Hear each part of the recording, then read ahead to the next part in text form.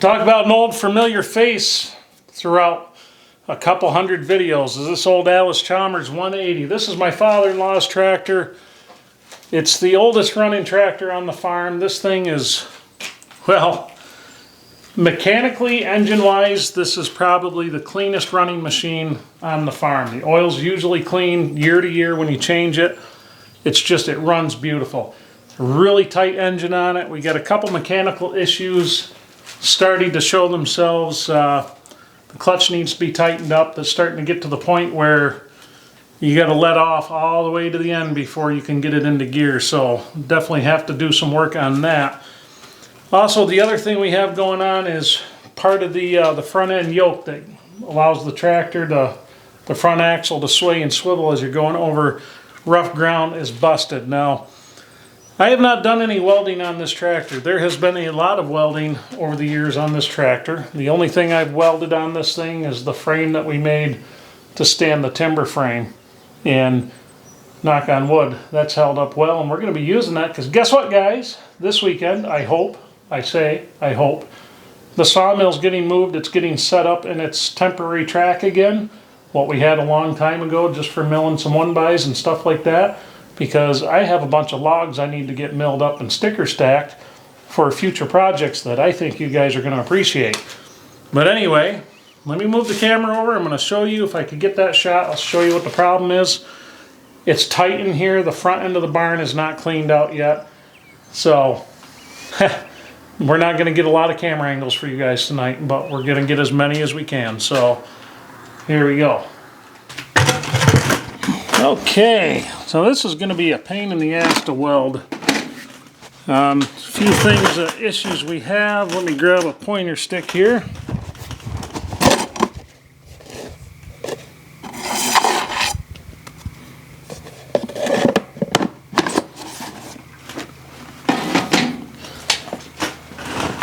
Alright, hopefully you guys can see the pointer stick because this is going to be... So right here, that weld's busted down through there. Somebody scabbed a couple bars of 1/2 inch stock on there. It's broken all the way around. They just barely welded that up there. And looking at these welds, I don't think they had good penetration at all. It looks like maybe the metal was dirty when they did it.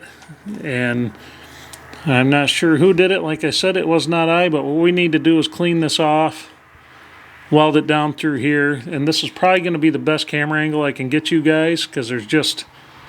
It's hard to see this. Now I'm going to fire the tractor up.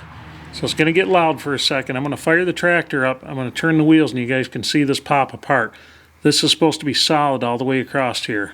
The other issue we're going to have is there's a lot of old hydraulic fluid, oil, stuff like that. I have a fire extinguisher right here in reach. So if something happens, hopefully it won't become an issue. Fortunately, knock on wood, I've been pretty lucky with that kind of thing.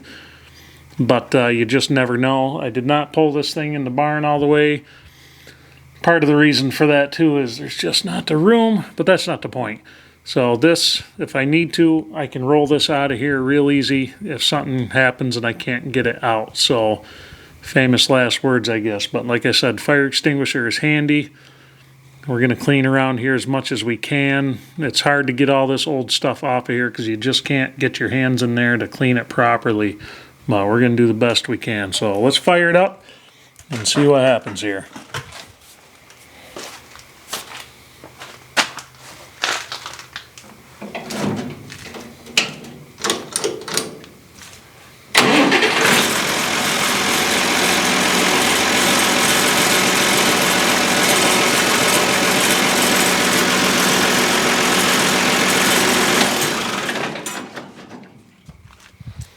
Alright, sorry for the noise, guys.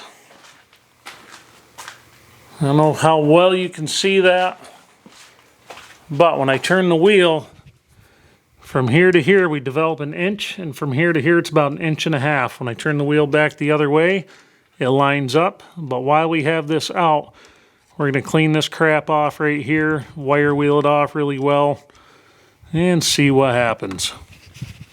Now you can see there where that's welded, there's really no penetration there at all. I mean nothing. I don't know if they just didn't clean the metal, they didn't have the welder hot enough.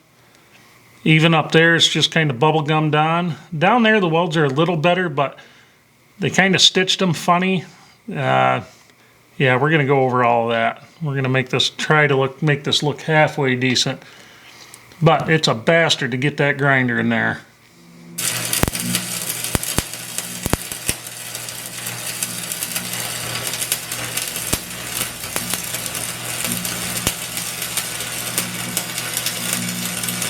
Good feeling to watch that oil. We're going to let that cool down a little bit.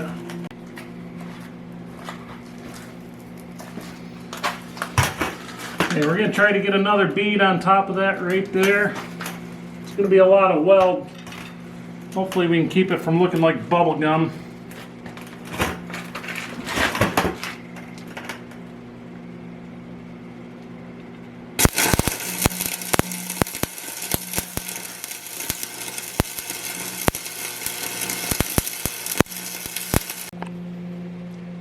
Alright, that vertical weld there is garbage. It's hard to see the other ones, but they actually came out pretty nice, pretty solid. Penetrated a hell of a lot better than the old crap did, so let's see what happens here.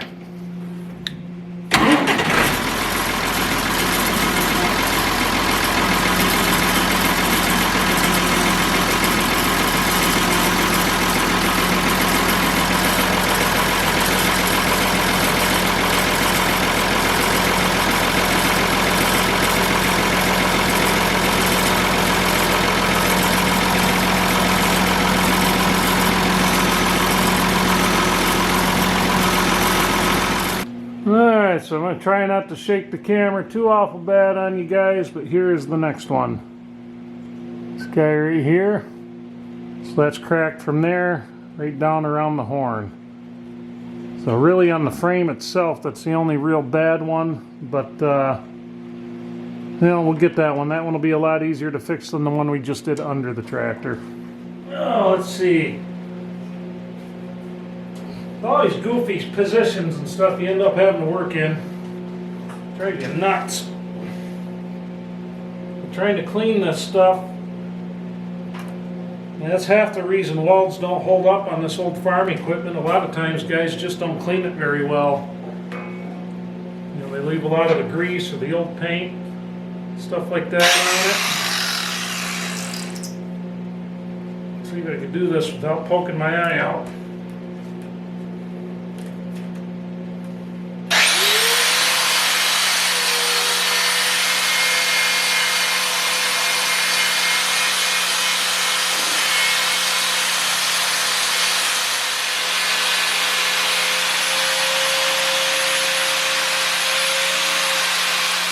Oh, there's so much flex in this thing. Of course, probably me doing all the timber frame with this thing and the big logs we were moving probably didn't help.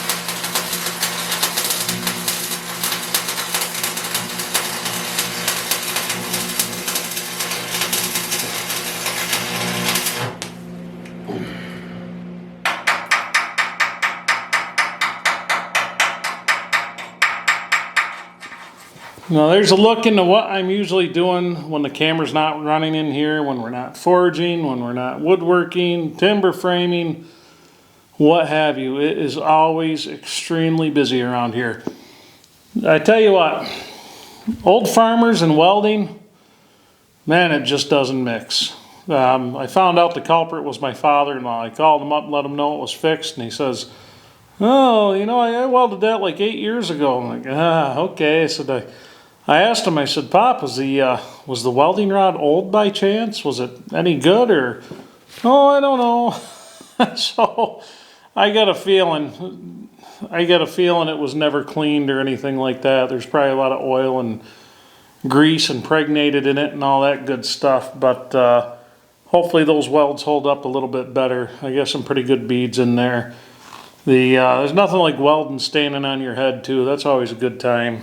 And getting in there next to that frame with all the hydraulic hoses that run through there and all that, it was kind of a pain to get it in there.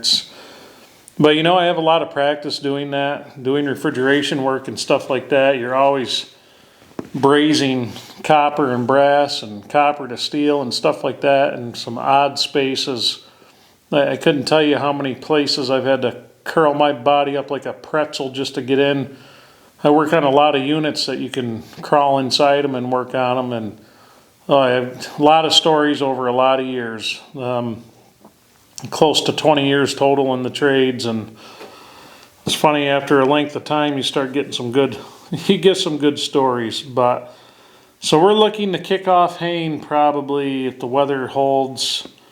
If it holds like this, we're probably going to start hitting it here possibly next weekend, and that'll be good. Hopefully we can get it knocked out early this year. That would be awesome, because I would love to have a life through part of the summer at least, because once haying starts, everything else gets put on hold unless it's downpouring. If it's raining out, then you can get other things done. But generally, haying season is just this big manic rush every year. And all you're doing is watching the weather. You're married to those hay fields until you get it done. A lot of you guys who farm know exactly what I'm talking about. But so anyway, tomorrow, hopefully, I've been waiting to get that tractor back down here so I can get a lot of cleanup done outside. I have so many logs to move. I have a bunch of telephone poles out there that we're going to be building a cattle corral with. I've got to get those over to where the corral's going. Sure as hell beats trying to carry them by hand or cutting them into the lengths I need and then carrying them by hand. That's kind of not much fun. I'd rather just use some hydraulics. I have some elm logs, some poplar logs, cherry, some pine. So we have a good variety for milling coming up, which is going to be nice, because we have not done. Oh, when's the last time we actually ran the sawmill with a real log on it? I mean, probably when we did the black walnut. So it's been a while. And also coming up, at some point, I have to get on that camper, start tearing that apart, because I think we're going to turn that into our portable sawmill. We're going to have to do a lot of welding, a lot of beefing up of the frame, but that's not going to happen until haying's over, until the front of this place is cleaned out. And to be honest with you, I got to get some tools sold, raise some capital for that. Now we're going to be doing, I hope at some point over the next few days I can get an extra 20 minutes, half an hour, and run the wire over for the hydraulic press, because that way we could start using that, start ripping out some tools. I've got a bunch of draw knife blanks already, but I've been holding off on them because I want to flatten them out, smoothen them out better, take any warps and twists out of them.